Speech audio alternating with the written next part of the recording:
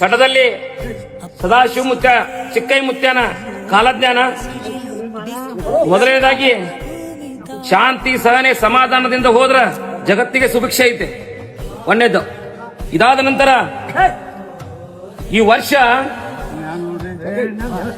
ಶುಭ ಮತ್ತು ಅಶುಭ ಫಲಗಳನ್ನ ಸಮನಾಗಿ ನೀಡುವ ವರ್ಷ ಇದು.